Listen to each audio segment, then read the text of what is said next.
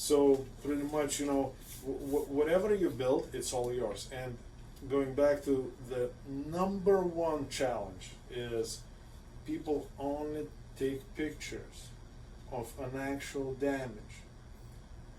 And remember, unless you took the pictures of a non-damage, let's say there is an impact on the left side of the vehicle, and you just took the pictures of left side of the vehicle. If you never took the pictures of the right side of the vehicle, the front of the vehicle, the top of the vehicle, the back of the vehicle, it's a fair game. At that point, a week later, who knows what happened there? And now you're paying for a total, or you're paying for a full body job.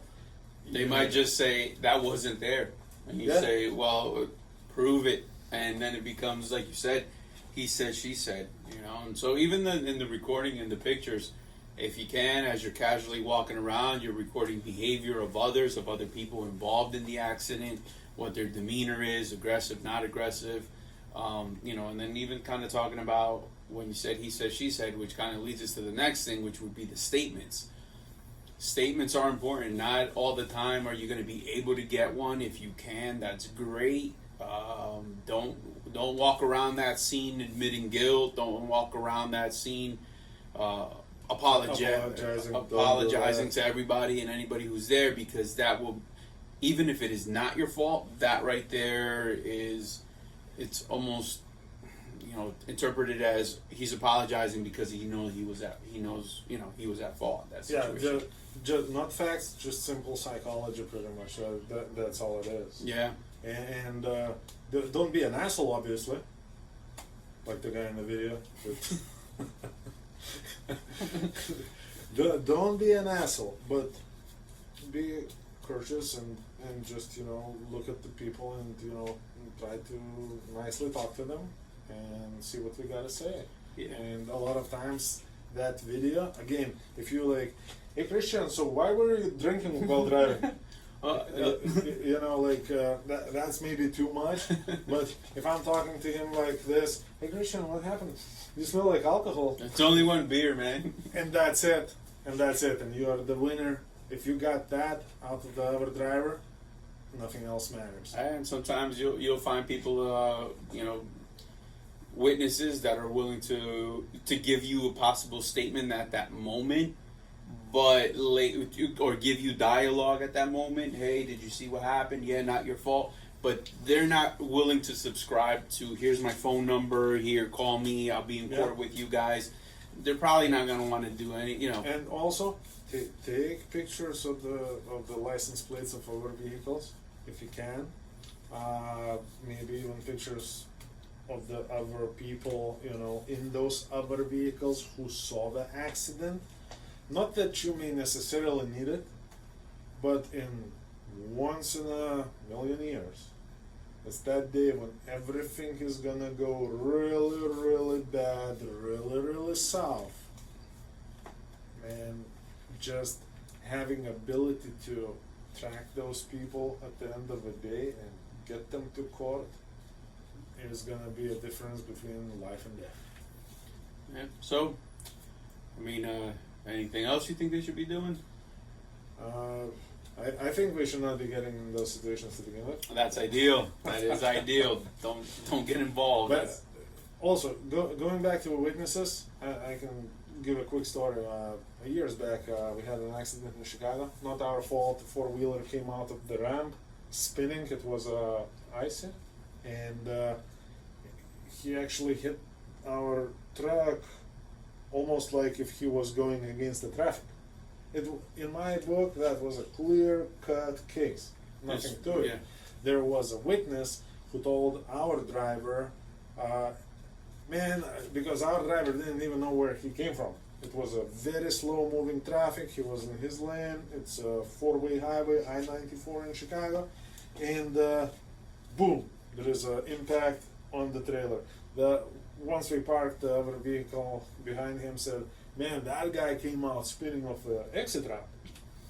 The cop came in, hey, you go to your car, get the hell out of here. You guys, do you need an ambulance, this, that, and that? The witness is gone. We were trying to look for a witness. We were trying to, reach out to somebody. Good luck. It's not even in the police report. The three individuals in the four-wheeler, no driver license, no insurance. Nobody knows who drove. So here we go. So that's- everything is important. Yep, it is. And again, guys, it's hard. That's why we're talking about it now. Because if you're getting involved in this incident, just maybe having a game plan, knowing what to do every now and then, reread accident procedures because you never know when you might need that. And again, it's as hard as it is, try to control yourself, keep those emotions at bay, and try to control the situation as much as you can. Yeah, and if you just YouTube the video, like this video right here, because you just got in the accident, you are right there, and now you're just waiting for cops to come in, and everything looks mellow. Okay, grab that phone and stop watching videos and start making videos. You really may need that, because I can't stress enough how much it's important. Another quick hint: sometimes it's a little bump. You get out, and the other driver, it's not a big deal because he thinks it's $100 or whatever it is. Now he goes home, and the uncle or the husband or the wife says, "Are you freaking crazy? That's like $3,000 of damage." And your neck hurts. And you never even took a picture because you just gave the guy your phone number, the insurance, and you're like, "Yeah, man, just call me once you find out how much. If it's $150, it's okay." Right, And then what? I haven't experienced the same thing. We had a guy up in Newark, New Jersey, got involved in a fender bender, a small, nothing major. Again, natural behavior. He just wants this situation so it will go away. He didn't ask to be involved, but he's in it.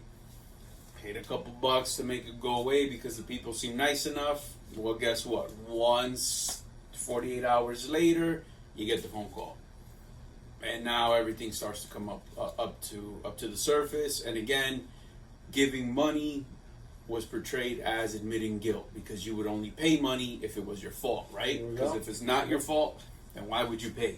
And so, nevertheless, I'll spare the details of how that ended, but the idea is to, guys, even as much as you want it to go away, it's no matter what you do, it's not going to go away in that immediate future. It's going to take some time. Okay. So Because look, even with insurance payouts, or when the companies deal directly with incidents and accidents, there is a lot of legal process that goes into this. Like, nobody got paid no $50 without signing all kinds of disclosures Right. to begin with. And now you're just offering the guy that you don't know, maybe it's not even his car, $50 for something that later on, again, remember, you don't have no pictures in that case, no police report, no nothing. Maybe the only guy who has something is the other guy. Maybe he has everything against you. yeah. So- Especially even if you did that and you're the first guy to leave the scene as he records you leaving the scene of an accident. There we go. There you go. And it's- remember this, you just gave him $150 thinking it's all good and you leaving. He's recording you leaving. And here we go. And now it's hit and run and all kinds of situations. So again, remember, this is only one little topic of the whole procedure of how to deal with accidents. Number one, what you should do, if somebody needs immediate, assistance or medical help or whatever, if it looks really, really bad, just call 911. Second phone call that you need to make is your dispatcher or safety in your company. Let them know and let them play the ball. Never try to soften the situation or make it sound better. Just speak as it is. Nobody at that moment is trying to make a decision. Nobody is trying to blame nobody, and nobody is pushing against you. A lot of times the difference between driver communicating what it really is and hoping that it's not a big deal can be a huge difference in a nearly life-changing event.